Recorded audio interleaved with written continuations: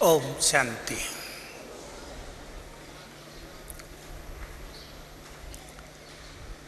इस सभा में शिव बाबा के द्वारा चुनी हुई महान आत्माएं बैठी हैं। हम सभी ऐसी भाग्यवान आत्माएं हैं जिनसे मिलने के लिए स्वयं भगवान आते हैं। हम सभी के प्यार का रिटर्न देने के लिए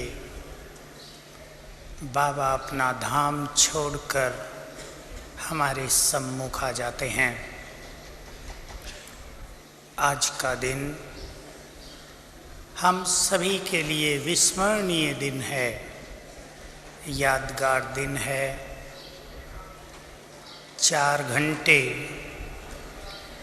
भगवान के साथ व्यतीत करेंगे।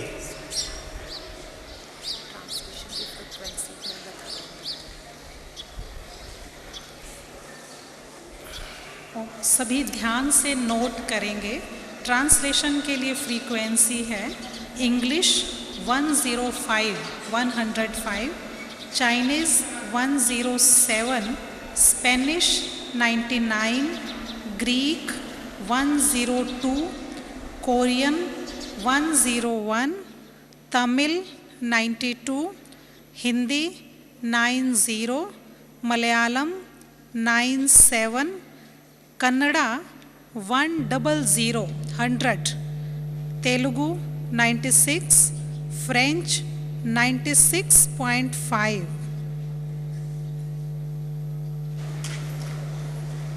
तो हम सभी जरा अपने से बातें करें। 4 घंटे भगवान के साथ रहना है। अपने मन में संकल्प ले आएं, क्या क्या पाएंगे आज बाबा से। बाबा हमें सब कुछ देने के लिए आता है, हमारे ऊपर निर्भर करता है हम बाबा से क्या क्या पाएंगे। ईश्वरीय वाइब्रेशंस में लंबा समय बैठकर आज सभी लक्ष्य रखें। बाबा के इस मिलन से हमारे जीवन की धारा बदल जाए। जैसे आज से पहले थे हम, आज के बाद न रहें। ऐसी महानता, ऐसी दिव्यता अपने जीवन में भरें ताकि सारा संसार बाबा को पहचान ले। बाबा का एक महावाक्य याद दिलाएं आपको। बाबा ने कहा है, तुम प्रत्यक्ष हो जाओ, सारे संसार में शांति स्वतः ही हो जाएगी। हम प्रत्यक्ष हो जाएं, इसका अर्थ है हम अपने वास्तविक स्वरूप में, इष्ट देव देवी स्वरूप में आ जाएं। हमारी प्रत्यक्षता बाबा को प्रत्यक्ष करेगी और संपूर्ण विश्व में शांति आ जाएगी। तो मैं फिर से पूछना चाहूँगा, सभी जो सभा में बैठे हैं चाहेंगे कि 4 घंटे परम आनंद में बीत जाएं? हाथ उठाएं जरा जो चाहेंगे। ठीक है, इस लक्ष्य को जरा पक्का कर लें। सभी अपने मन को शांत करके बैठें। किसी के भी मन में हलचल हुई हो बैठने को लेकर, कुछ भाइयों की तरफ जो हलचल हो रही है, शांत करें सभी अपने मन को। कहीं एक सीट की तलाश प्रभु मिलन के रस को फीका न कर दे। जरा ध्यान दे भाई सभी। आज माताएं कितनी शांति में बैठी हैं, भाई भी जरा ध्यान देंगे। कहीं भी सीट हो, अपनी वास्तविक सीट पर बैठे रहेंगे तो बाबा वहीं पर सर्वश्रेष्ठ अनुभव कराएगा। तो हम सभी अपने से बातें करें। जिस भगवान के केवल दर्शन के लिए हम तरसते थे, उसे आज 4 घंटे जी भर के देख लें, अपने मन में संकल्प ले आएं, बाबा को अच्छी तरह देखें। कैसा है वो, कितनी शक्तियां हैं उसमें, जो हमें निरंतर साथ दे रहा है, वो हमसे कितना प्यार करता है, वो हमें क्या देखना चाहता है। बहुत गुह्य बात होती है बाबा को संपूर्ण रूप से जानना। गीता में भी ये शब्द आ गए, बाबा की मुरली में भी आ गए। कुछ शब्दों को हम सब जानते हैं, मुझे करोड़ों में से कोई कोई पहचानता है, उन कोई में से भी कोई मुझे जानकर यथार्थ रूप से याद करता है। बाबा ने भी कहा, जो मुझसे निरंतर योगयुक्त होंगे वही मुझे संपूर्ण रूप से जान पाएंगे। जो निरंतर योगयुक्त नहीं हैं, उन्हें बाबा का परिचय तो है, लेकिन आत्मा उसे संपूर्ण रूप से नहीं जान सकती। जब हम सचमुच उसे संपूर्ण रूप से जान लेते हैं, तो हमारा चित्त उसके सिवाय और कहीं भी नहीं जाता। एक में आत्मा मगन हो जाती है, एक के स्वरूप में बुद्धि स्थिर हो जाती है।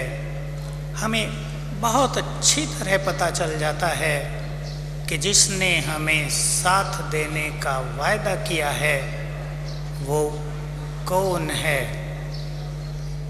भगवान जिसे साथ देता हो, भगवान जिसका रक्षक बनकर आया हो, भगवान जिसका दोस्त बन गया हो, जिसकी पालना कर रहा हो, उसकी बुद्धि स्थिर हो ही जाएगी यदि बाबा को संपूर्ण रूप से पहचान लिया जाए। तो हम सभी आज बाबा को अपने तीसरे नेत्र से बहुत अच्छी तरह देखेंगे।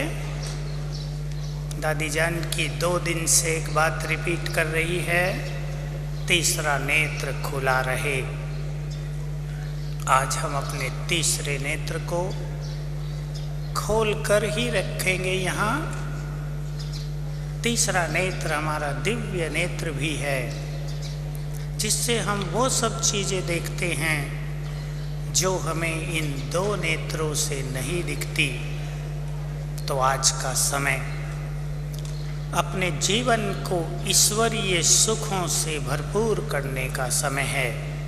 यूँ तो सारा संगम युग ही ईश्वरीय सुखों से स्वयं को तृप्त करने का युग है, परंतु आज जब बाबा हमारे सामने आ रहे हैं, हम सभी इस 4 घंटों को, अब से ही बल्कि 5-6 घंटों को ईश्वरीय शक्तियाँ संपन्न बनाने का लक्ष्य रख लें। स्वयं को ईश्वरीय शक्ति संपन्न बनाना है। आज लक्ष्य रख लें तो सभा में ऐसे ही बैठेंगे जैसे कि मैं आत्मा इस शरीर में प्रवेश होकर बैठी हूँ। जैसे बाप दादा हमारे सामने ऊपर से दादी के तन में प्रवेश होंगे, अवतार लेंगे, अवतरित होंगे, ठीक वैसे ही मैं आत्मा भी अपने इस तन में अवतरित होकर बैठी हूँ। अभी अभ्यास करेंगे सभी। आँखों से देख रही हूँ, कानों से सुन रही हूँ, अपने चमकते हुए ज्योति स्वरूप को देखेंगे। प्रवेश किया है मैंने इस शरीर में, दोनों ने अवतार लिया है। बाबा आत्माओं का श्रृंगार करने के लिए आ रहे हैं, हम इस तन में बैठे हैं स्वयं का श्रृंगार करने के लिए। यदि इसका बार बार अभ्यास करेंगे तो आसपास के वातावरण का जरा भी प्रभाव नहीं पड़ेगा। मन शांत हो जाता है, बुद्धि स्थिर हो जाती है। ऐसा अभ्यास करने से यदि आप बार बार ये अभ्यास करेंगे तो सभा में आपको ऐसा ही लगेगा कि बस मैं अकेली आत्मा बैठी हूँ और सामने बाबा है। ऐसी फीलिंग अपने अंदर ले जाएं। ऐसी लवलीन स्थिति में स्वयं को स्थित करेंगे। फिर से सभी संकल्प करें, मैं चमकती हुई ज्योति परम धाम से इस तन में अवतरित हुई हूँ। अवतार बनकर बैठ जाएं। हमें ईश्वरीय सुखों से स्वयं की झोली भरनी है। संगम युग पर इतना सुख प्राप्त कर लेना है कि आने वाले विकराल समय में सभी ध्यान देंगे। हम सभी को संसार की अनेक आत्माओं के दुख हरने का काम करना है।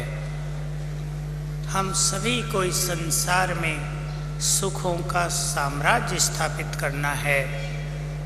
हम दृष्टि डालकर दूसरों को दुखों से, पीड़ाओं से मुक्त करेंगे। ऐसा समय हमारी इंतजार कर रहा है। हम सभी ऐसा महान लक्ष्य अपने मन में रखते हुए संगम युग पर ईश्वरीय सुखों का भंडार बढ़ाएं। जिसके पास बहुत अधिक ईश्वरीय सुख होंगे उनकी दृष्टि दूसरों के दुखों को हरने वाली बन जाएगी।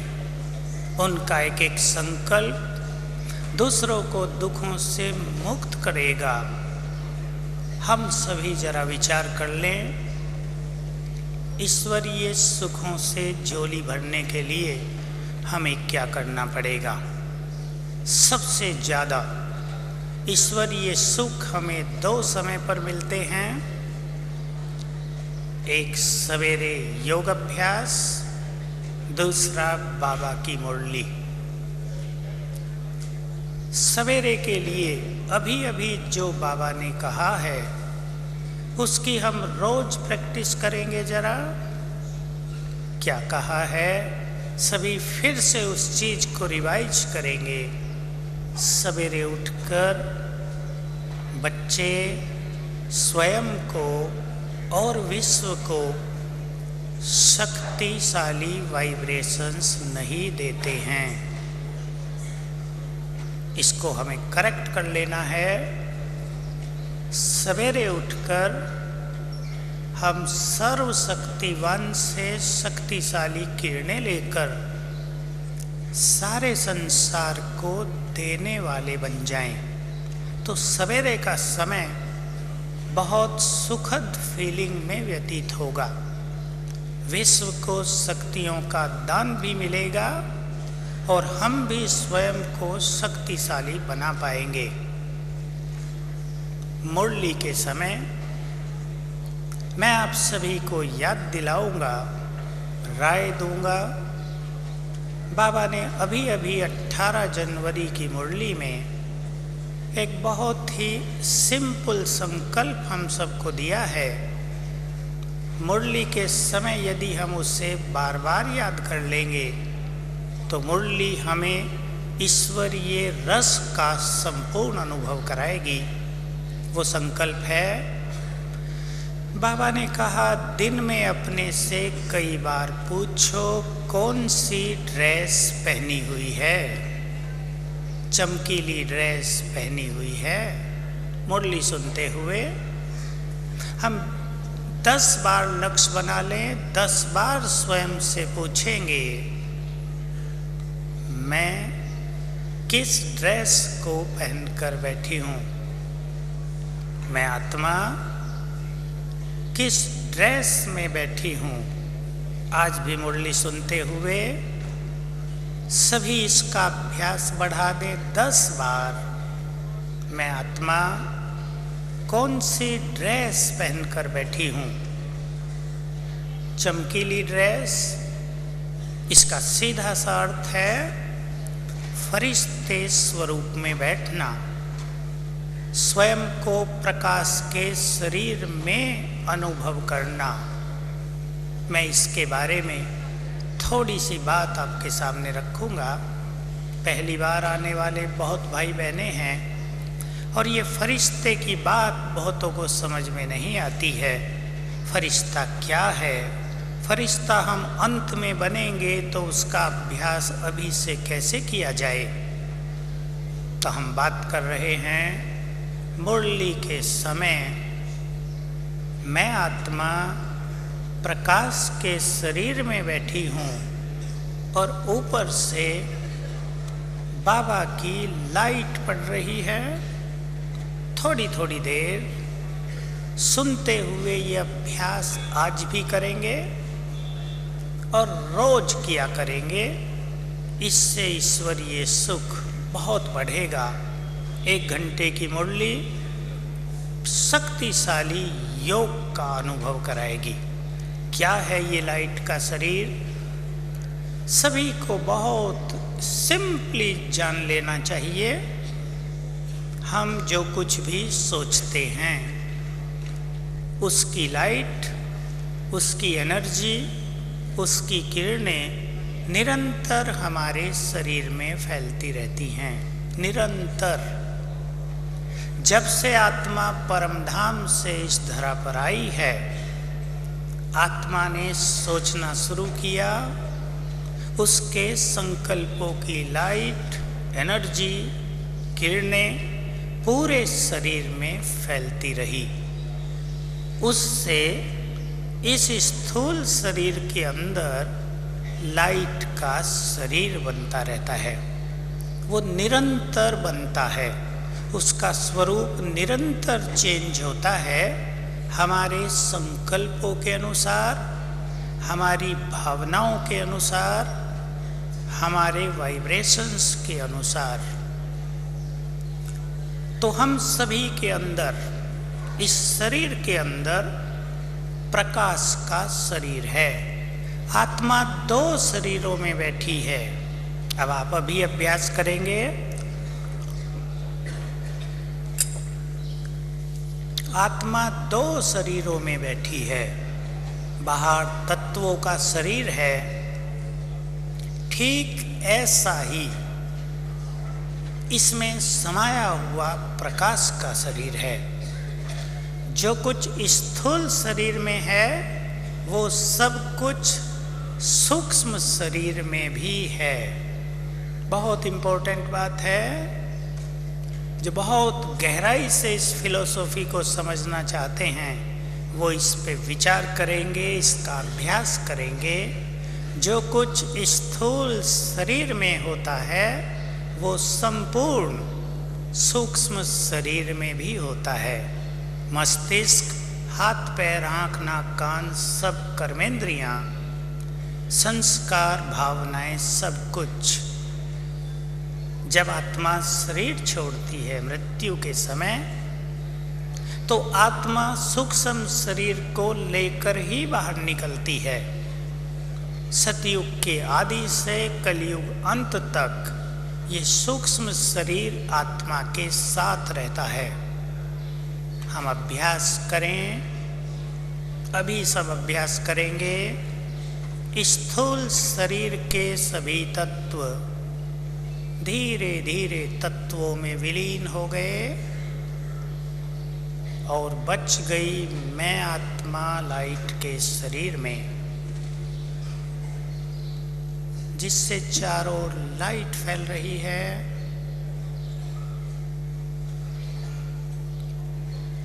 ये हमारा फरिश्ता स्वरूप है। हम सब फरिश्ते हैं। संपूर्ण फरिश्ता बनना हमारा लक्ष्य है। सभी फरिश्ते हैं। तो आज बाबा के सामने हम स्वयं को इस स्वरूप में बैठाएंगे। मैं फरिश्ता कमल आसन पर विराजमान हूँ। चमकीली ड्रेस इसे कहते हैं बाबा। ट्रांसपेरेंट ड्रेस है ये, जिसके आर पार दिख सकता है। इस स्वरूप में हमारा मन स्वतः ही बहुत लाइट हो जाता है, बोझ सारे उतर जाते हैं। एक तरीका है हम डबल लाइट बनकर फिर फरिश्ते बने, और दूसरा तरीका है हम फरिश्ते स्वरूप में रहें तो स्वतः ही डबल लाइट बन जाएंगे।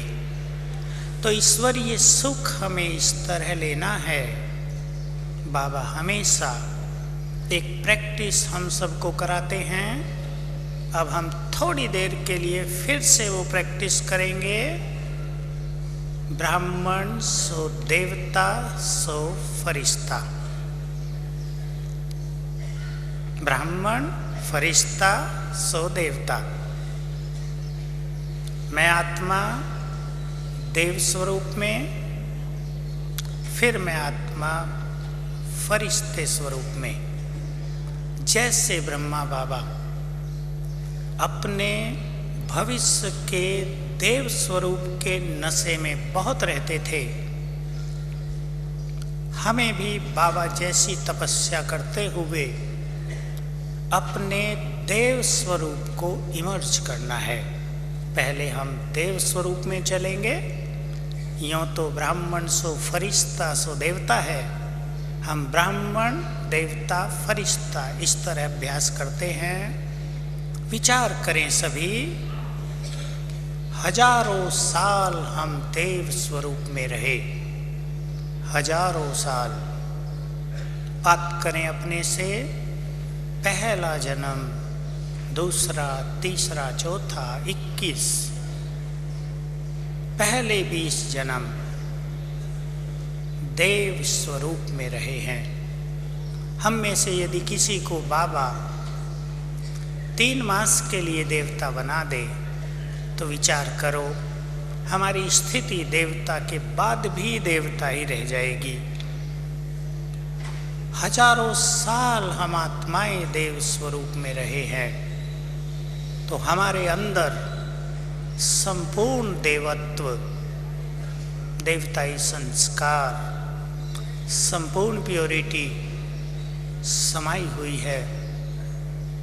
चलें कुछ क्षणों के लिए अपने पहले जन्म में,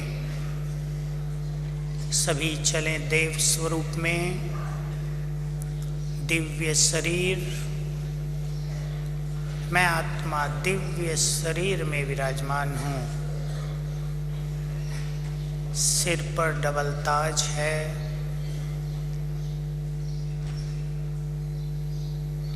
सिंहासन पर विराजमान हूँ।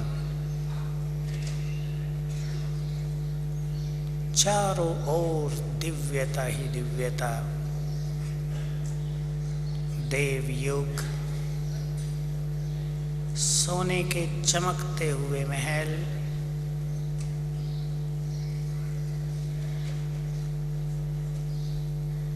सतो प्रधान प्रकृति, संपूर्ण पवित्रता, सुख शांति का साम्राज्य,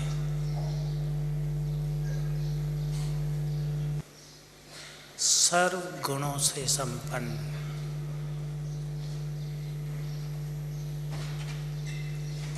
इस तरह सभी अपने को देव स्वरूप में ले जाया करें तो देवताई संस्कार सहज ही आ जाएंगे। सभी रोज चर्चा सुन रहे हैं क्लासेज में संस्कार परिवर्तन की। बाबा ने भी 3 मास के होमवर्क में ये काम दिया है। हम अपने देव स्वरूप को इमर्ज करें तो देव संस्कार इमर्ज हो जाएंगे। फिर से 1 मिनट के लिए सभी स्थित हो जाएं। मैं संपूर्ण फरिश्ता हूँ। स्थूल शरीर के सभी तत्वों में विलीन हो गए और रह गई मैं आत्मा लाइट के शरीर में। मैं लाइट हाउस फरिश्ता हूँ।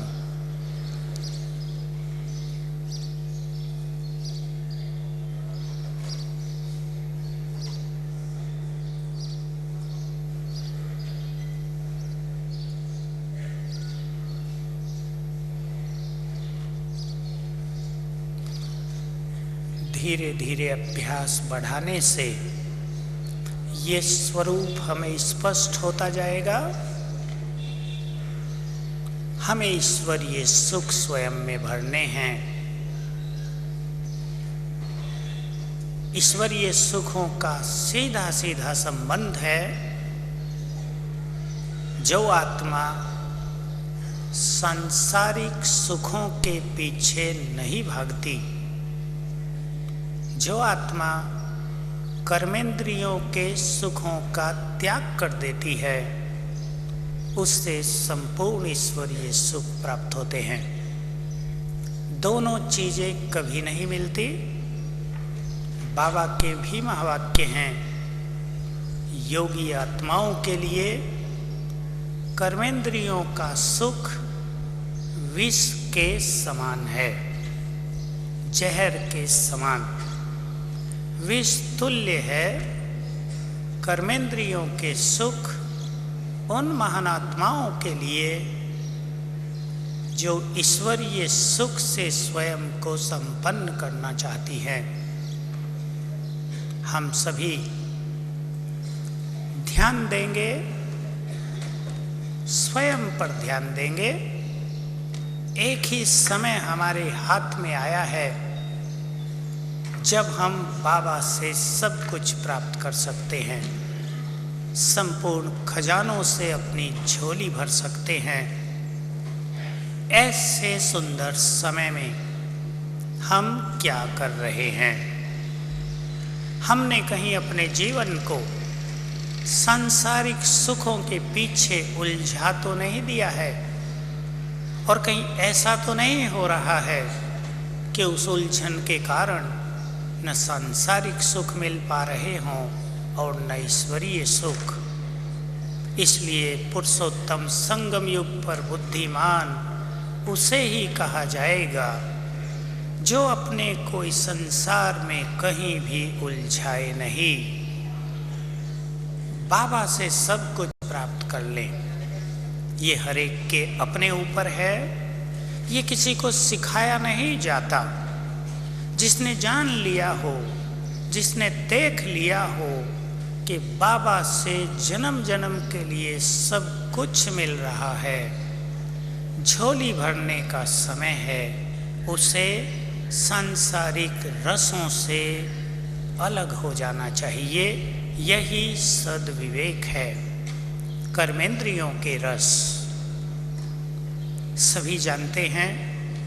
खान पान का रस हो, चाहे आँखों का रस हो, चाहे कानों के द्वारा व्यर्थ सुनने का रस हो, इन रसों में यदि आत्मा उलझ जाए तो योग भी नहीं लगता, एकाग्रता नहीं होती, सुख नहीं मिलता। बहुतों के मन में जो ये प्रश्न रहता है, एकाग्रता कैसे बढ़े, उसका एक उत्तर है, कर्मेंद्रियों के रसों का त्याग कर दें, एकाग्रता में बहुत अच्छा सुधार हो जाएगा। कर्मेंद्रियों के रस के बारे में स्वयं से इस तरह बातें करनी चाहिए कि कर्मेंद्रियां इन रसों से कभी भी तृप्त नहीं होती हैं। एक बहुत निगेटिव बात यह है कि कर्मेंद्रियों को जितना हम स्थूल रस देते हैं, उनकी लालसा बढ़ती ही जाती है। इसलिए जो अतृप्त होने वाला साधन है, जो कभी तृप्त नहीं होने वाली बात है, उससे हमें विवेक पूर्वक स्वयं को हटा लेना चाहिए। सभी अपने अपने पर ध्यान देंगे। आज बाबा के पास आकर, बाबा के सामने बैठकर देख लें कि कोई भी रस मुझे खींच तो नहीं रहा है। अपने जीवन को महान बनाने के लिए एक छोटी सी बात और सभी के सामने है। हम अपने पुरुषार्थ को छोटे छोटे लक्ष्य बनाकर आगे बढ़ाएं। फाइनल लक्ष्य हमारा संपूर्ण बनना है, कर्मातीत होना है, लेकिन हम इस फाइनल लक्ष्य को छोटे छोटे लक्ष्यों में बांटें। जैसे बाबा ने 3 मास का काम दिया, 1 मास पूरा हो गया, हम दूसरे मास में प्रवेश कर चुके हैं। सभी पहले तो स्वयं से पूछेंगे कि 1 मास में मैंने क्या किया। ऐसा न हो कि 3 मास भी सोचते सोचते ही व्यतीत हो जाएं। इन 2 मास के रहे हुए 2 मास को 4 भागों में बांट लिया जाए। 15-15 दिन का एक स्ट्रॉन्ग लक्ष्य बनाया जाए।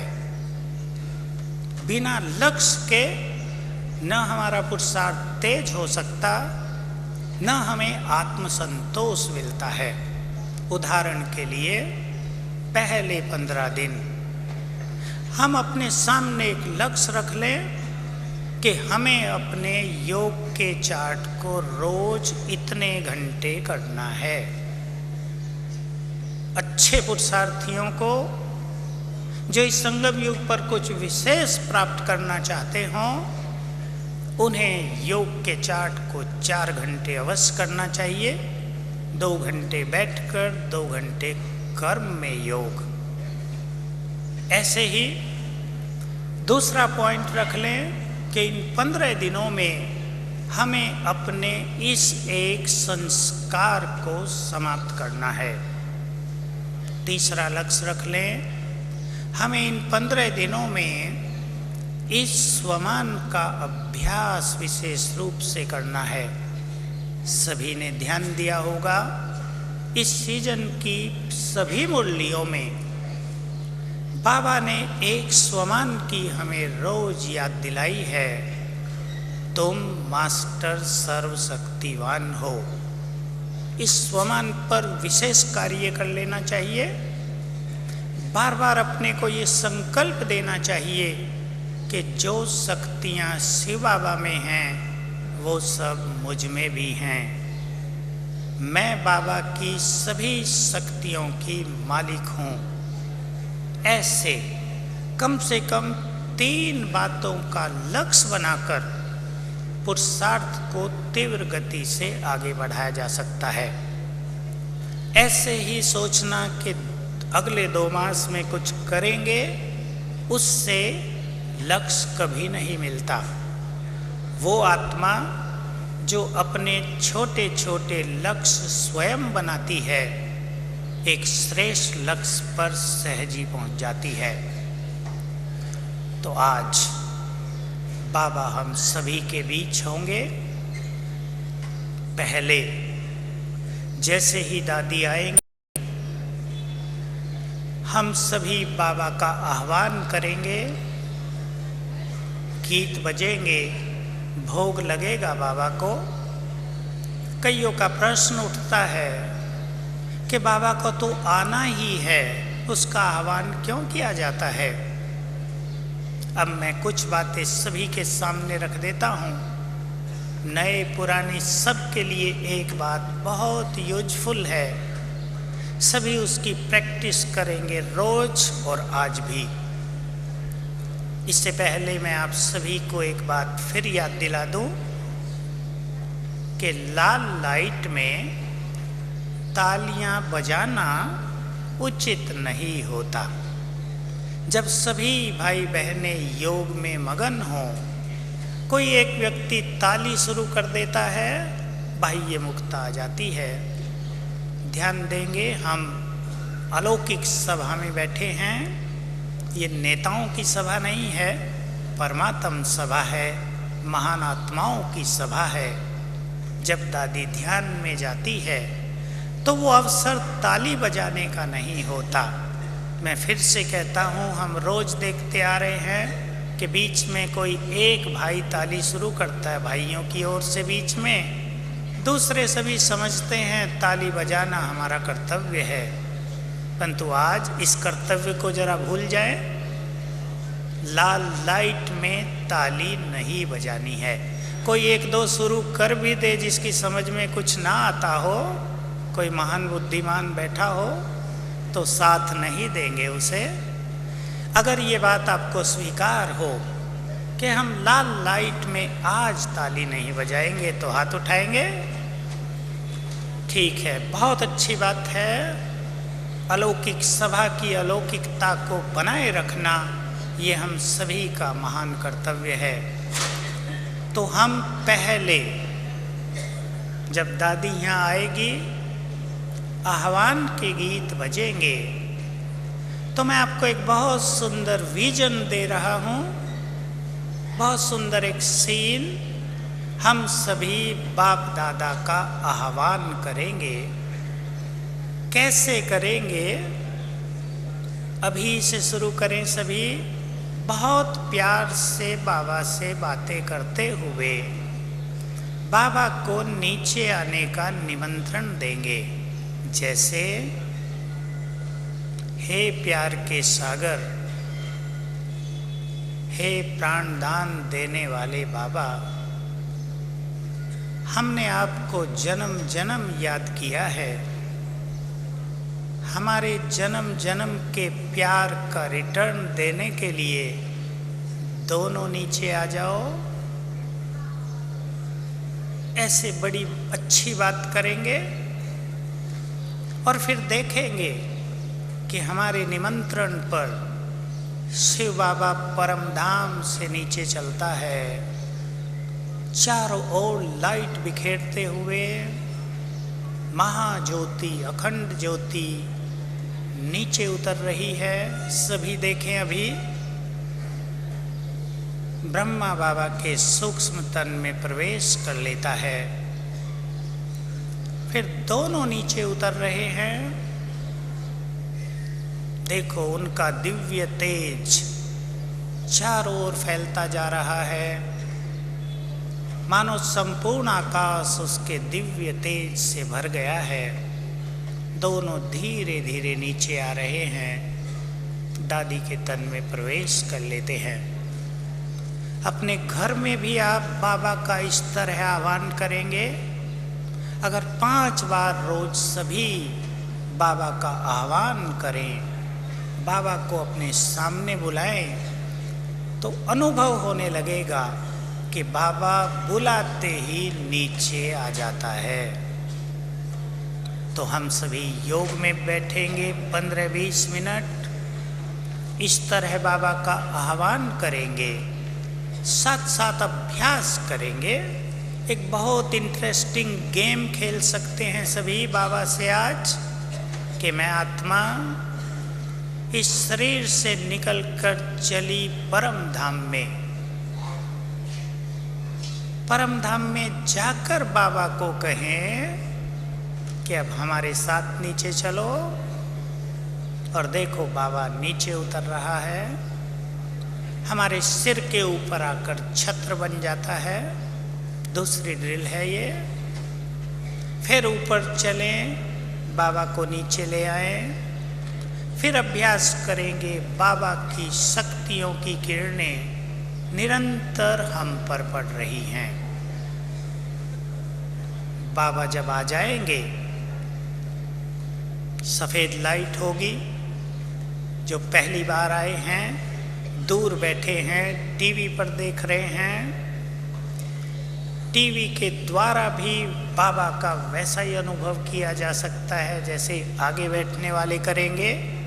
कोई भी ये न सोचे कि हमें तो टीवी पर देखने का मौका मिला है।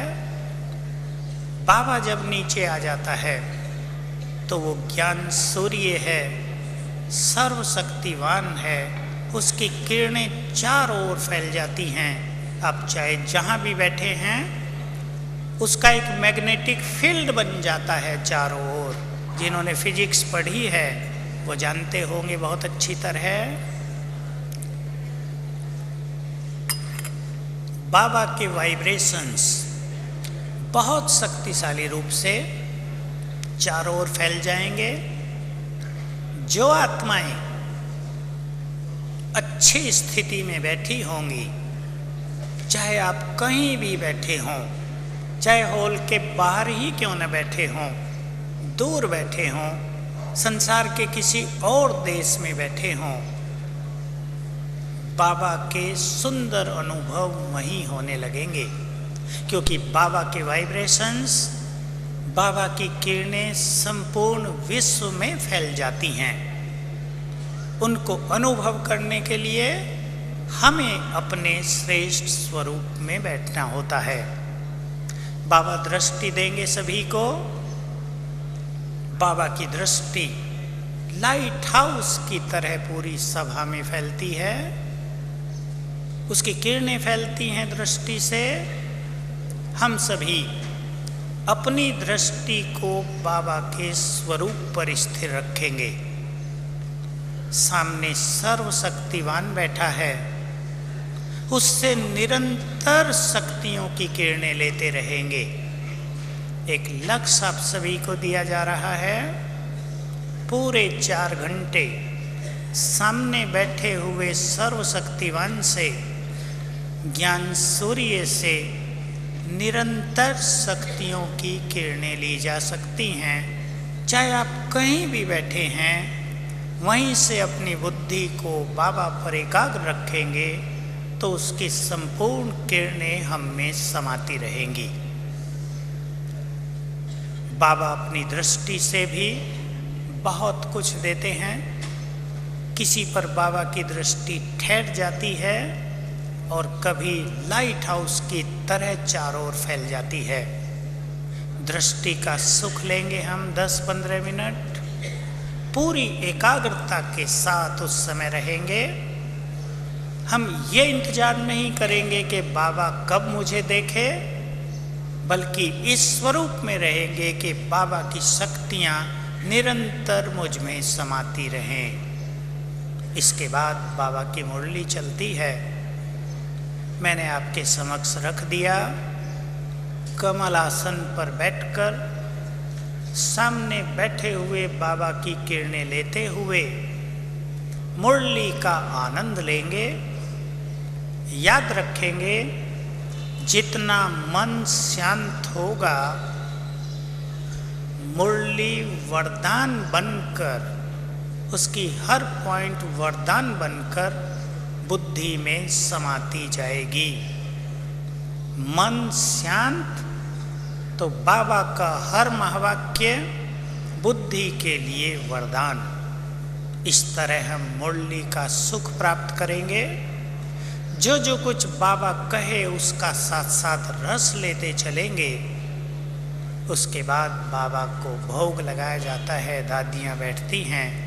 हम सभी, जैसा बार बार कहा गया है, भाग दौड़ न करके इस सीन का सुख लेंगे कि भगवान कैसे कर्म करता है, उसका देखना कैसे है, वो किस दृष्टि से सभी आत्माओं को देख रहा है। इस तरह हम सभी ईश्वरीय सुखों में ये लंबा समय व्यतीत करेंगे। मुझे विश्वास है कि सभी भाई बहनें पूर्णतया एकाग्रचित्त होकर इस सुख से स्वयं की झोली भरेंगे और अपने को ऐसे अनुभव में लाएंगे कि ये मिलन यादगार बन जाए। जो पहली बार आए हैं या अनेक बार आए हैं, एक काम और कर सकते हैं। अपने अंदर की कोई कमजोरी, कोई ऐसा संस्कार जो पीछा न छोड़ रहा हो, उसको बाबा को अर्पित कर दें जब बाबा दृष्टि दे रहे हों। इसका बहुत सुंदर इफेक्ट होता है जीवन पर। तो इस तरह चलें हम सभी आज ईश्वरीय सुखों में फिर से कमलासन पर बैठे हैं। मैं फरिश्ता लाइट के शरीर में ऊपर से ज्ञान सूर्य की किरणें निरंतर मुझ पर पड़ रही हैं। सभी आ जाएंगे ज्ञान सूर्य की किरणों के नीचे।